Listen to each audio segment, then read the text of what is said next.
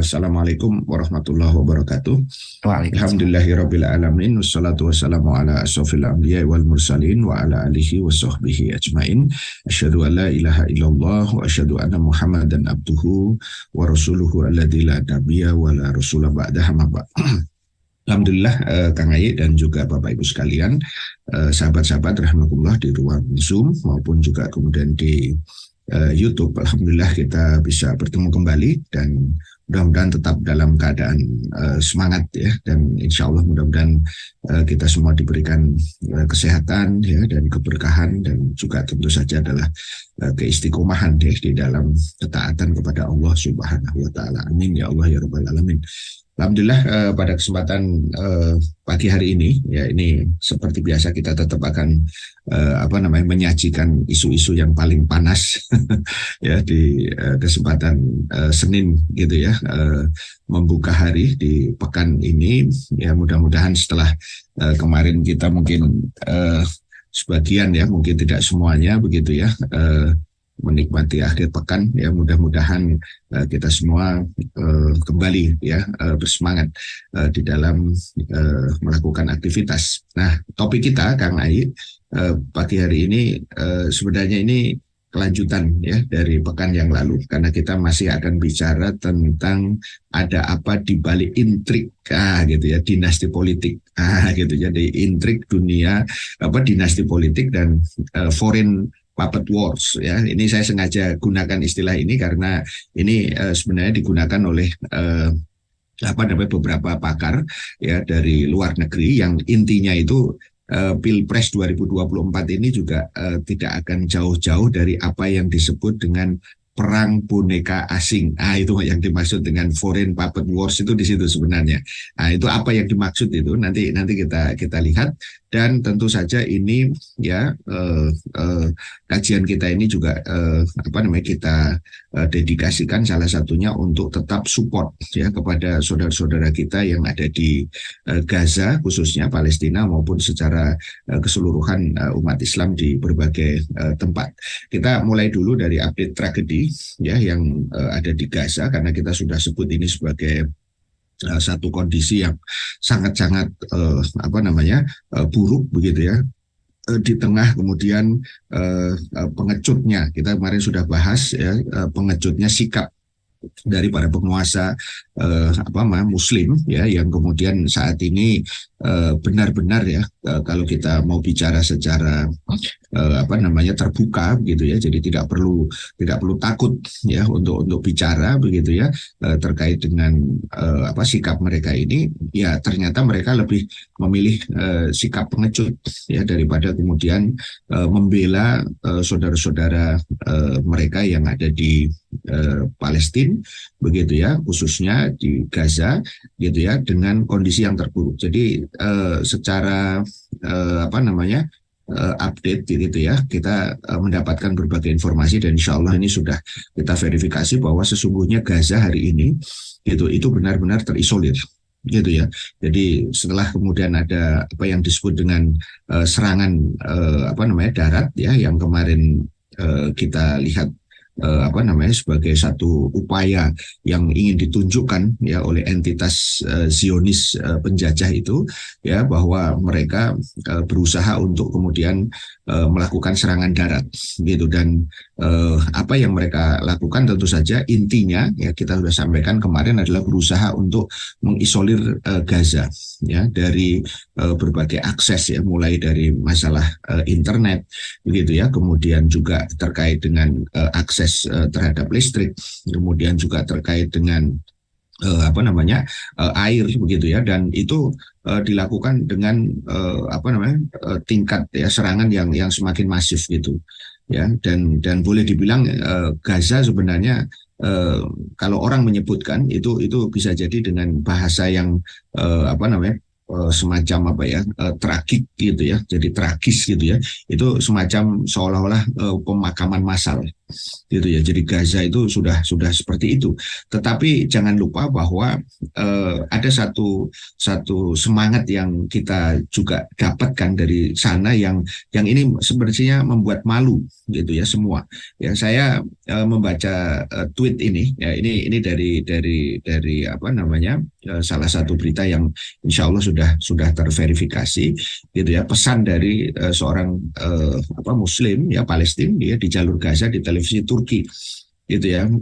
Coba kalimat ini kita perhatikan untuk menunjukkan betapa malunya kita, betapa hinanya kita kalau kemudian kita membiarkan pembantaian begitu ya ini terjadi di depan mata kita. Terutama ini kita tujukan ya kepada para penguasa-penguasa Muslim gitu ya, yang mereka kemudian tetap tidak pernah ya menggerakkan tentara-tentara Muslim mereka. Ya, jadi kita melihat fakta ini.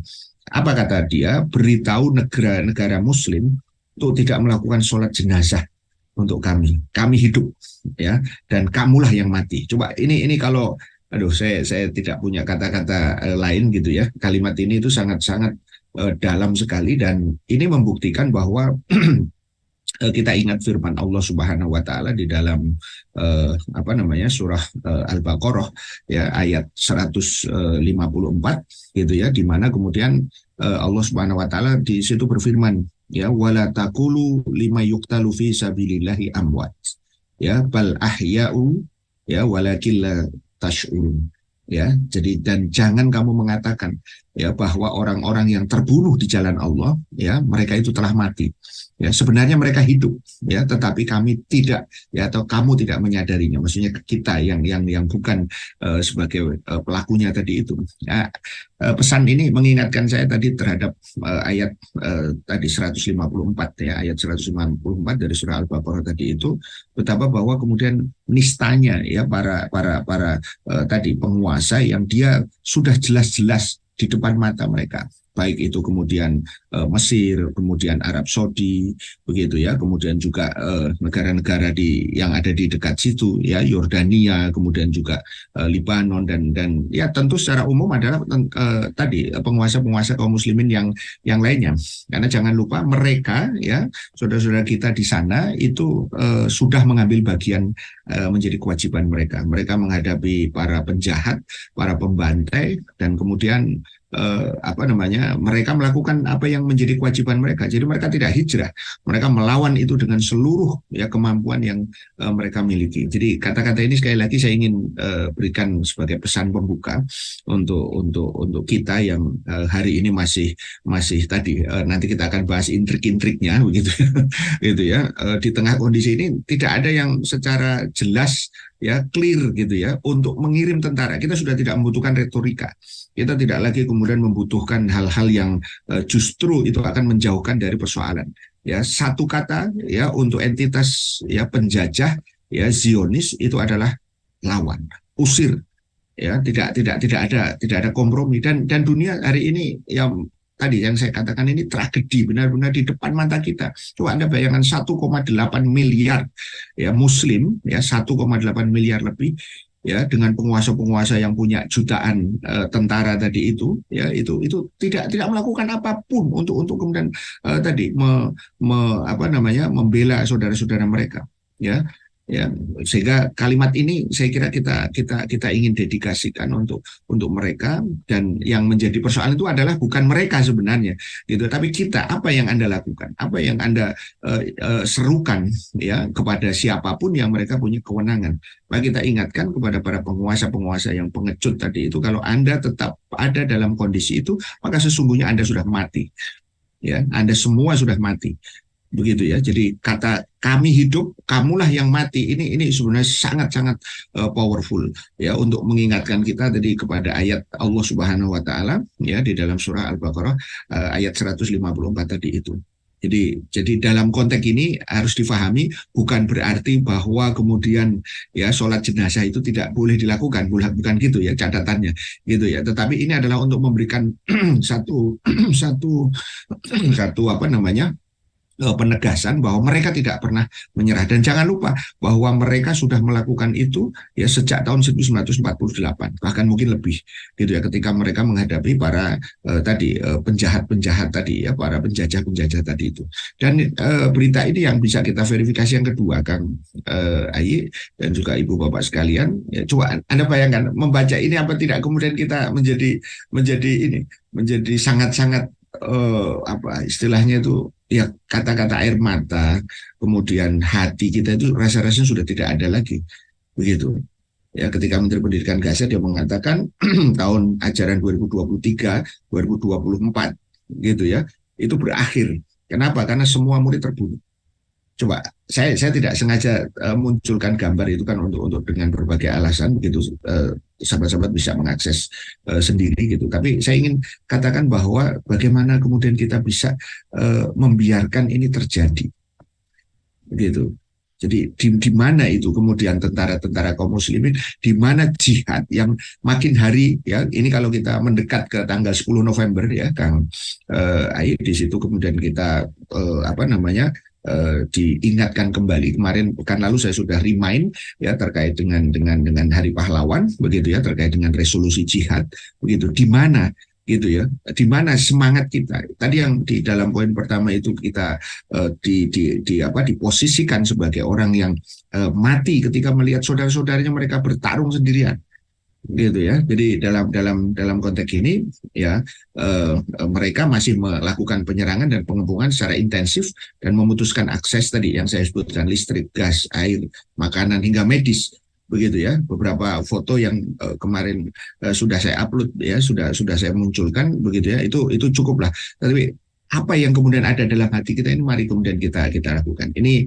Kalau korban sudah tidak bisa lagi kemudian kita apa namanya ragukan. Nah, ini sebagian dari teman-teman jurnalis kita ya, itu juga banyak yang kemudian mengalami syahid di sana ketika mereka melakukan peliputan ya, selama beberapa waktu terakhir ya, yang ada di situ.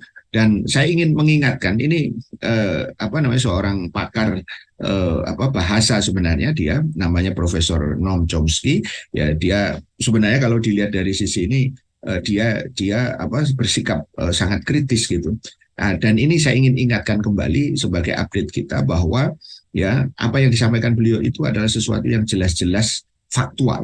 Apa yang beliau katakan, kisah Palestina ya dari awal hingga saat ini. Jadi kalau kita bicara dari awal itu berarti dari sejak 1917 ya, ketika deklarasi Balfour itu kemudian disampaikan ya, intinya adalah Balfour mewakili pemerintah Inggris itu memberikan janji kepada para Yahudi yang saat itu sedang istilahnya mengupayakan tempat begitu ya, dengan memberikan apa yang disebut dengan national home begitu ya. Hingga saat ini ya, kalau kita bicara tahun 1923 ini adalah kisah sederhana.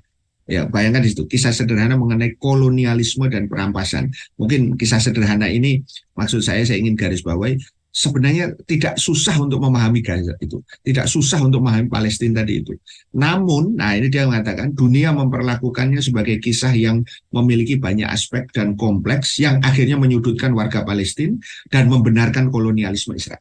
Juga kalimat ini sangat penting untuk kemudian kita perhatikan. Sebenarnya jelas itu persoalan penjajahan, jelas itu perampasan, jelas itu kemudian adalah penggarongan, banyak istilah kemarin yang digunakan, rasa-rasanya semua bahasa sudah dikeluarkan untuk melakukan itu. Dan kemudian ternyata kita ujungnya itu adalah menyudutkan warga Palestina ya, misalnya Hamas ya, dengan berbagai isu kemarin. Dan yang lebih penting itu kemudian adalah seolah-olah apa yang dilakukan oleh entitas ya Yahudi itu adalah sesuatu yang bisa dibenarkan begitu. Nah, oleh karena itu doa kita ya tidak putus ya untuk saudara-saudara kita, tapi tuntutan kita tidak pernah berhenti, Kang bahwa kirimkan, sekali lagi kirimkan tentara kalau Anda masih punya hati nurani gitu ya, bukan two state solution, two state solution itu adalah sebuah solusi yang sangat-sangat kemudian melawan tadi kewarasan kita sebagai manusia, begitu kan ya, yang ada di situ. Nah, kemudian yang kedua, kita akan masuk ke topik yang akan menjadi ulasan kita pada kesempatan pagi hari ini, setelah kemudian kita coba keluar dari suasana tragedi di Gaza tadi itu, kita bicara sedikit tentang dinasti politik ya dan perang boneka asing. Nah, ini menarik istilahnya. Jadi foreign puppet wars ya, tadi itu sengaja saya gunakan bahasa aslinya. Ini dimulai dari apa yang kemarin sudah kita bahas ya, setelah kemudian ya keputusan MK ya yang kemarin sudah kita ulas ya, bahwa MK saat ini kemudian meloloskan ya calon yang kemudian itu dinisbatkan ya kepada putra dari presiden ya hari ini ya, di mana kemudian dia yang usianya ya belum sampai 40 kalau menurut undang-undang ya, tetapi kemudian dengan klausul atau menduduki jabatan yang dipilih ya, di dalam pemilu dan pilkada itu akhirnya bisa kemudian lolos ya, kita sebut saja Gibran, karena kemudian itu faktanya sudah jelas. Jadi tidak seolah-olah kemudian ini untuk semuanya gitu. Karena apa? Karena kalau kita lihat ya apa yang kemudian terjadi itu sebenarnya lekat dengan latar belakang tersebut. Bahkan mantan ketua MK yang sebelumnya Profesor Jimli ya Asidiki itu juga kemudian mengatakan bahwa keputusan ini itu ya sangat-sangat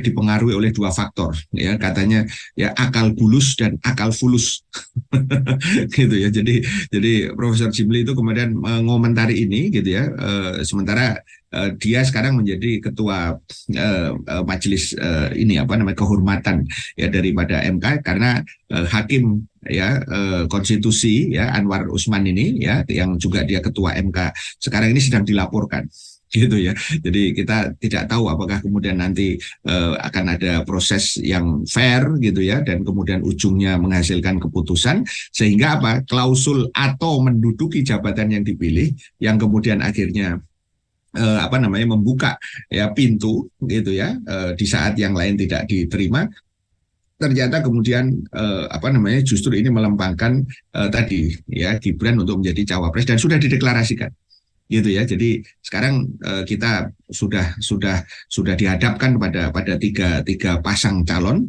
begitu ya.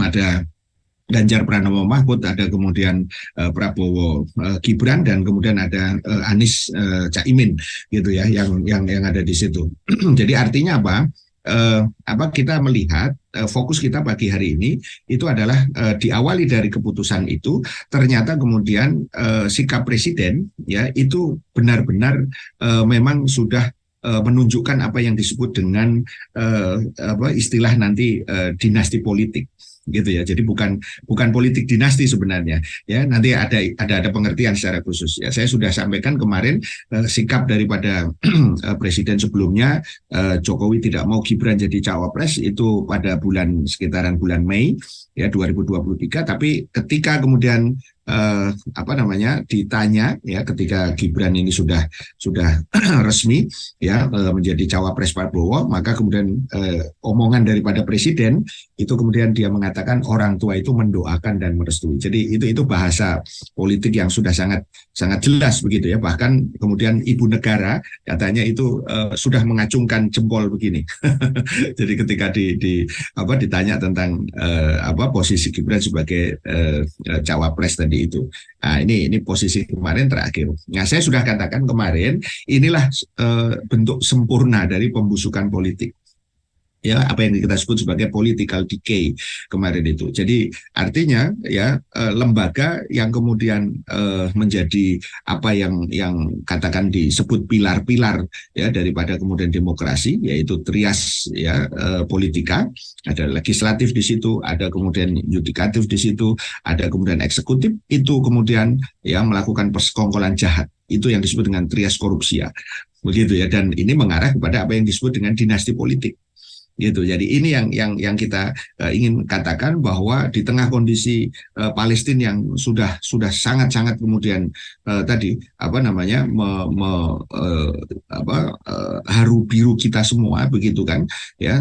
Di sini kemudian justru terjadi hal yang sangat-sangat apa namanya luar biasa, dalam pengertian bahwa persekongkolan ini kemudian terjadi begitu ya, dan mengarah kepada dinasti politik.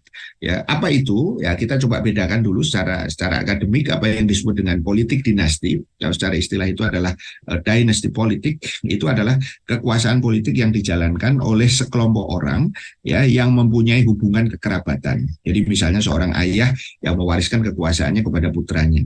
Nah, sistem seperti ini biasa digunakan oleh negara-negara yang menganut sistem monarki. Ya, paling gampang kita sebut itu adalah apa yang terjadi di Arab Saudi hari ini.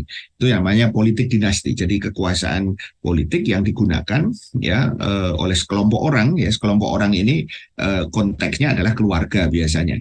Begitu ya. Misalnya sekarang Raja Salman itu sudah sebenarnya secara de facto itu menyerahkan kekuasaannya kepada anaknya sendiri, ya, yaitu MBS, ya, Muhammad bin Salman tadi itu, sehingga MBS itu sekarang sudah menjadi sebenarnya the real leader, gitu ya. Jadi penguasa yang sesungguhnya, begitu ya. Dia sebagai putra mahkota sudah pasti, ya. Kemudian dia sebagai perdana menteri di situ. Jadi orang kadang-kadang tidak tahu bahwa di Arab Saudi itu sebenarnya ada jabatan Perdana Menteri, gitu ya. Dulu sebelumnya dia adalah Wakil Perdana Menteri.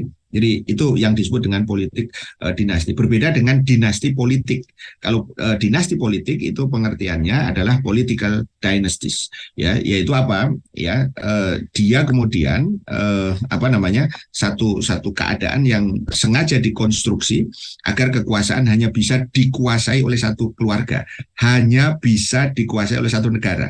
Begitu, maaf, satu keluarga, maaf, yang ada di situ. Dinasti politik itu berdampak negatif. Ya, dalam konteks para teoritikusnya itu adalah terhadap demokrasi tentu saja di tanah air. Sebab politik semacam ini sengaja mengedepankan kepentingan kelompok, gitu. Jadi dari situ kita bisa melihat bahwa apa yang kemudian sebenarnya terjadi, sesungguhnya kita sudah menjadi lebih clear, gitu ya, bahwa apa yang dilakukan oleh presiden hari ini, ya, dengan kemudian tadi apa istilahnya menimang-nimang ya anaknya tadi itu jelas adalah bagian daripada apa yang disebut dengan dinasti politik, gitu ya. Jadi bukan lagi kalau politik dinasti itu konteksnya ke sistem, gitu ya. Jadi kalau sistemnya kerajaan, sementara kita mengklaim kan bahwa ini bukan kerajaan, ini kan demokrasi kan, begitu. Meskipun faktanya juga tidak demokrasi juga, gitu kan, gitu ya. Tetapi dalam konteks formal ya itu sistemnya demokrasi. Maka apa yang terjadi hari ini itu adalah karena tadi ya arah dari politik itu sudah mengarah dinasti politik, gitu ya. Jadi political dynasty yang kemudian sekali lagi sengaja kemudian dibangun agar kekuasaan itu hanya dikuasai oleh satu keluarga. Dan jangan lupa di situ kemudian turunan ya dari isu ya banyak yang kemudian baper. Kenapa? Ya ada salah satu partai yang kita tahu semua itu partainya dari presiden, begitu kan, demikian juga anak-anaknya, begitu ya, yang lain, begitu ya, mulai dari yang Solo, kemudian yang Medan, gitu ya, kemudian yang satu lagi kemarin yang digadang-gadang jadi wali kota Depok, begitu ya, dan sudah menduduki jabatan ketua umum partai hanya dalam waktu 2 hari. Coba bayangkan. Jadi semua ini sangat-sangat menggores ya, rasa kepedulian kita. Apa ini akan terus begini terus, begitu ya. Sebab apa? Konteksnya politik yang semacam ini sengaja mengedepankan ya kepentingan kelompok, dalam konteks ini dari keluarga.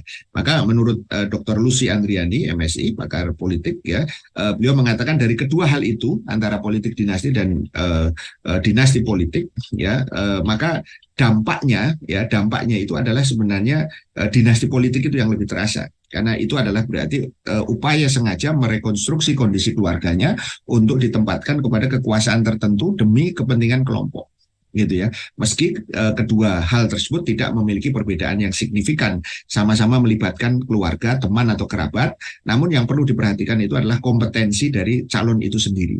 Ya, jadi dalam konteks ini tentu orang bisa melihat secara berbeda begitu ya. Tetapi saya ingin menegaskan bahwa apa yang terjadi sekarang ya dengan dinasti politik itu ya terlepas dari ya kompetensinya, karena kita tahu ya semuanya ini kemudian jelas-jelas itu adalah direkayasa sedemikian rupa begitu. Tetapi yang lebih penting adalah dengan menggunakan instrumen kekuasaan yang ada gitu ya. Jadi yang kita maksud kekuasaan itu ya jelas-jelas ya, ketika bapaknya itu masih dalam posisi berkuasa tentu dia bisa mempengaruhi secara signifikan ya. Sebagai contoh ya, ini saya kira sudah sangat-sangat terbuka sekarang datanya ya, ketika Gibran ya itu menjadi wali kota sebenarnya itu tidak didahului dengan adanya kondisi yang berubah dengan cepat, yaitu sudah ada calon pada saat itu dan itu bukan Gibran, tetapi karena kemudian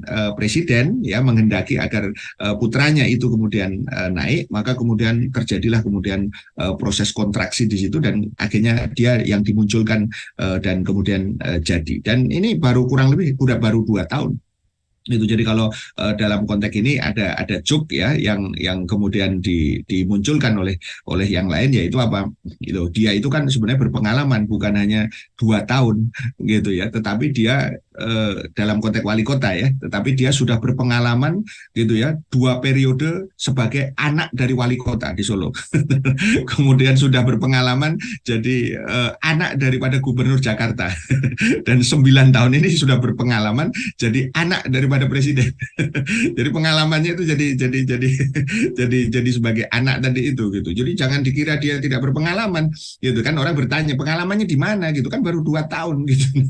Pengalamannya jadi anak penguasa itu udah dari wali kota, gubernur sampai kemudian ke presiden begitu. Jadi ini yang saya kira perlu kemudian nanti kita talar secara ini. Nah, saya ingin masuk sedikit dari poin yang berikutnya, itu adalah ada satu tulisan yang menarik gitu ya, yang sekarang sudah banyak kemudian juga beredar terkait dengan 3 capres 2024. Ya, banyak orang yang kemudian mengkaitkan ini ya dengan keberadaan negara-negara besar. Kita tahu bahwa motif politik ya dalam konteks berbagai pertarungan politik itu setidaknya ada 4 kan. Ada motif yang sifatnya individu gitu ya, ada yang sifatnya itu adalah kelompok termasuk keluarga tadi itu ya, dinasti politik tadi, ada yang kemudian terkait dengan kepentingan itu adalah memang untuk rakyat gitu ya. Nah, ini yang jarang-jarang disebut, dan yang keempat itu adalah kepentingan asing gitu ya. Jadi kepentingan asing inilah yang kemudian kita bisa lihat bagaimana kemudian 3 kandidat ini gitu ya, itu tidak akan bisa dilepaskan daripada pertarungan negara-negara besar, termasuk hari ini bagaimana kemudian Amerika ya dengan Cina ya dalam konteks ini ya. Perlu dicatat bahwa Xi Jinping ya presiden Cina sekarang itu memenangkan periode ketiganya sebagai presiden Cina, itu sebenarnya bisa kita kaitkan dengan apa yang sekarang terjadi dengan keberlangsungan daripada dinasti politik tadi itu gitu ya. Jadi kalau orang bertanya sebenarnya apa sih motifnya, nanti kita akan jawab di belakang begitu kan, tetapi itu tidak akan bisa dilepaskan dari apa yang terjadi hari ini dengan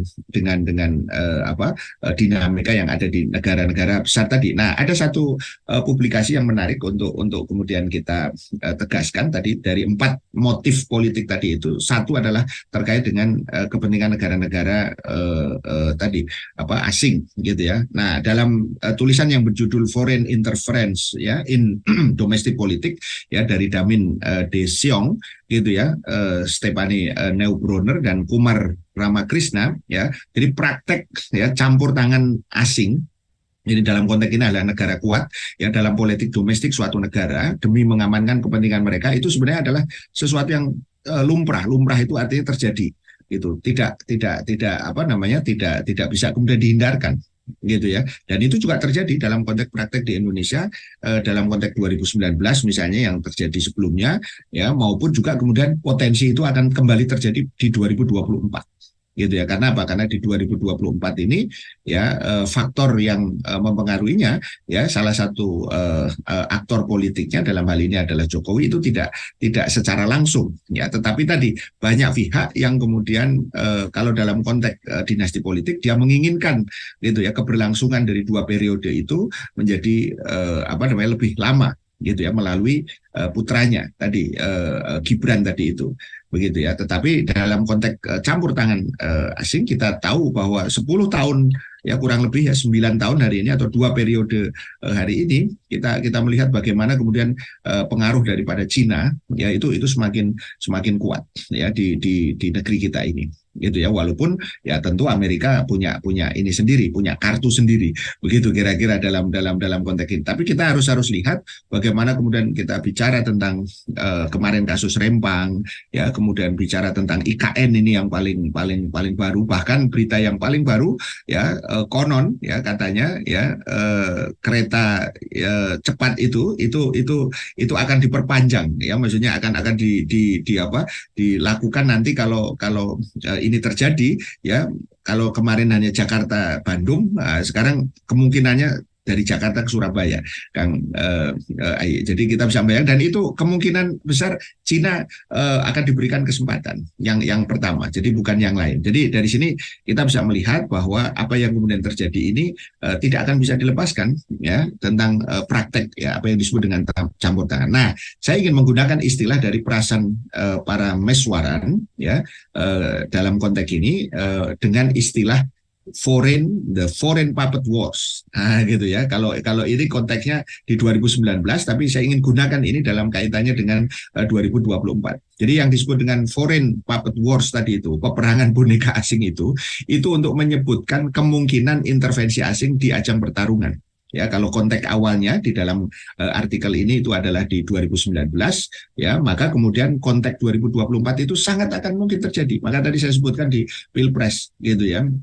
Kemarin ada satu yang menyebutkan ya, dan saya kira ini tinggal diverifikasi saja begitu kan, dari mana, dari sisi kebijakan gitu ya. Nah, kalau menurut para meswaran itu ya Tiongkok jelas, Cina ya dalam konteks ini Amerika dan Rusia itu memiliki kemampuan untuk melakukan intervensi itu. Jadi dari sini kita bisa melihat jadi apa yang kemudian terjadi dengan the foreign puppet wars ya pertarungan boneka asing tadi ini menjadi sesuatu yang penting untuk digarisbawahi ya, kira-kira apa yang akan terjadi gitu ya. Ada seorang politisi yang menyebut kalau presidennya nanti itu adalah G gitu ya, itu maka arahnya itu adalah tadi melanjutkan gitu ya, dominasi atau upaya tadi intervensi Cina tadi itu. Tapi kalau yang jadi itu adalah P atau A gitu ya, maka Amerika lah yang kemudian akan banyak kemudian diuntungkan gitu ya. Apakah seperti itu kita nanti akan lihat tentu saja ya yang ada di situ. Tapi saya ingin menekankan bahwa jangan sampai kemudian nanti apa yang sekarang terjadi itu ya dengan kemudian foreign puppet war itu memang benar-benar nanti pada akhirnya hanya sekedar kemudian untuk kepentingan elit-elit semata saja. Jadi bukan lagi untuk rakyat. Nah, disinilah kemudian masyarakat harus memahami bahwa apa yang kemudian terjadi itu tidak boleh mereka kemudian manut ya begitu saja begitu ya. Jadi dari sini kita bisa melihat bahwa penting untuk kemudian kita ingatkan dari awal gitu ya. Jadi dalam konteks satu lagi ya itu disebutkan Dana Robertson ya dan T.J.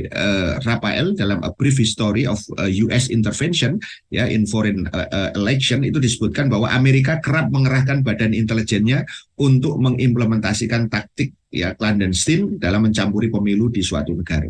Jadi dalam konteks ini kandidat ya capres yang ada di 2024 itu ya tentu saja tidak mungkin tidak pasti akan kemudian ada irisan di situ ya, apakah itu G ataukah itu P ataukah A ya, itu silahkan nanti kita analisis. Tapi sekali lagi seperti yang sudah disampaikan tadi bahwa Amerika itu tidak mungkin tidak ya pasti akan kemudian berusaha untuk kemudian mempengaruhi keputusan-keputusan tadi itu. Sehingga dari sini kita tentu berharap ya bagaimana kemudian masyarakat ini menjadi semakin aware gitu ya. Siapapun yang terpilih ya, kalau hanya sekedar sirkulasi elit, maka yang terjadi itu adalah tadi peperangan antar boneka asing itu akan kemudian terjadi ya. Nah, kenapa? Karena sekali lagi ya kecenderungan secara keseluruhan peta globalnya itu ya semua negara hari ini itu adalah negara korporatokrasi. Korporasi atau kemudian korporatokrasi ya dalam konteks ini, di mana kapitalis dan politikusnya itu bisa dari dia bukan pengusaha tapi bisa jadi kemudian dia juga pengusaha. Nah, sekarang ini pengusahanya jadi politikus gitu ya. Jadi sudah lengkap. Negara itu saya berkali-kali sampaikan menjadi instrumen kepentingan bisnis. Keputusan politik itu mengabdi kepada pemilih asing, maka tidak mungkin tidak, ini pasti akan membutuhkan tadi intervensi daripada para kapitalis global ya yang ada di situ. Ini yang saya sebut berkali-kali akan melahirkan apa yang disebut dengan peradaban material ya, kehidupan yang materialistik, kesenjangan, dan kemudian dehumanisasi. Hari ini kita bisa melihat ya dalam kaitannya dengan Gaza tadi misalnya, ketika entitas Zionis itu kemudian dibiarkan ya melakukan berbagai pembantaian tadi itu, maka sebenarnya dehumanisasi itu sudah terjadi dalam skala yang sifatnya global tadi, maupun dalam konteks skala yang sifatnya lokal ya. Kita bisa melihat masyarakat itu hanya sekedar dianggap sebagai objek saja. Kasih aja uang, nanti kemudian habis perkara, seolah-olah begitu. Maka disitulah rakyat akan terzalimi, akan terjadi kehancuran, akan jadi fasad ya yang ada di situ ya. Kita mengingatkan berkali-kali bahwa masyarakat itu punya kewajiban ya sekaligus hak. Jadi kalau kemudian mereka dihadapkan pada kondisi yang seperti ini, tentu mereka harus bicara ya, speak up. Jadi tidak hanya sekedar kemudian kita ngomel di belakang begitu ya. Agar apa? Agar harapan akan perubahan itu makin kencang gitu ya. Nah, disinilah sekali lagi peran dakwah gitu ya. Nah, ada memang yang kemudian ingin mengganti rezim semata-mata, ada yang memang kemudian ingin terjadinya ada perubahan total ya, perubahan dalam konteks sistem tadi itu. Nah, inilah yang kemudian kita ingatkan agar jangan sampai ya perang boneka asing ini, sekali lagi mengikuti istilah tadi itu kemudian nanti benar-benar ya hanya sekedar ya apa yang kemudian mereka inginkan, segelintir elit saja ya yang ada di situ. Nah, makanya kemudian kita secara mikro ingin katakan ada indikasi kuat ya dinasti politik ini ya, karena memang dorongan keserakahan 3 periode tadi gitu ya. Jadi melalui tadi anaknya, maka kemudian ada satu keinginan untuk tetap ya tadi cawe-cawe. Jadi kata kuncinya sebenarnya cawe-cawe gitu ya. Jadi bukan cakwe ya gitu ya. Kalau di kita di sini mungkin lebih nikmat kalau kemudian makan cakwe. Tapi sekali lagi ini adalah cawe-cawenya seorang presiden itu ternyata sangat kemudian jelas ya, itu terlihat. Maka sebagian pihak itu kemudian berusaha untuk menghendaki apa yang disebut dengan pemakzulan ya, atau impeachment ya, yang itu menurut seorang pengamat politik itu sebenarnya sudah tersedia instrumennya, tinggal mau atau tidak. Karena waktu ini kan sekarang sudah bergerak ya dengan cepat gitu ya. Sekarang ini kalau menuju Pilpres itu hanya tinggal 4 bulan lagi kan, jadi November ya, Desember ya, Januari dan Februari.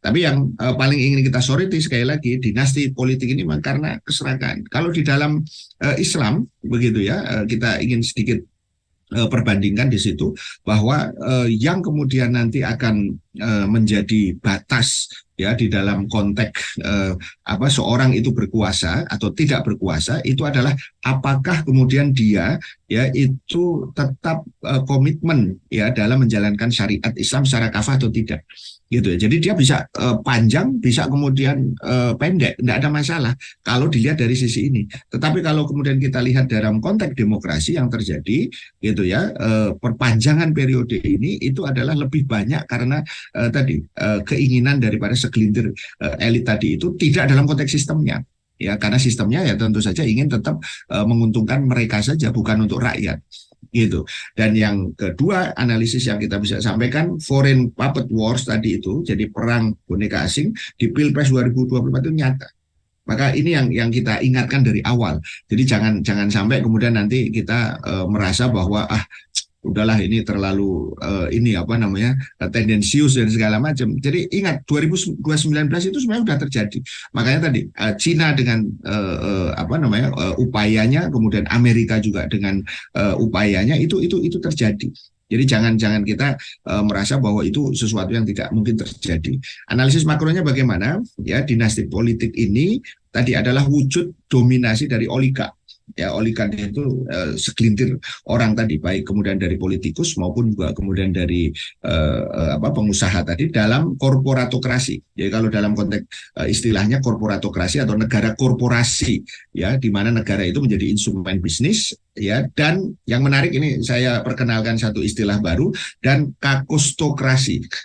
Kakostokrasi itu apa? Di situ dalam sistem pemerintahan itu ada orang-orang jahat. Gitu ya. Siapa yang jahat tentu kita tidak tujukan pada apa namanya orang tertentu, tapi kita lihat begitu niatnya, saking niatnya tadi itu ya anaknya saja kemudian dipasang.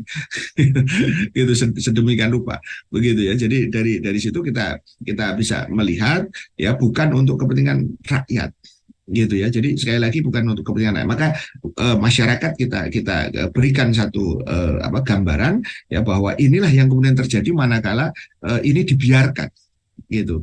Dan yang yang kedua itu foreign puppet war itu mendesak ya untuk urgensinya perubahan fundamental sistemik, bukan sekedar sirkulasi elit. Kenapa? Karena apa yang disebut dengan pertarungan boneka asing tadi itu hanya kemudian bergerak di sekitaran mereka saja, tidak kepada rakyat.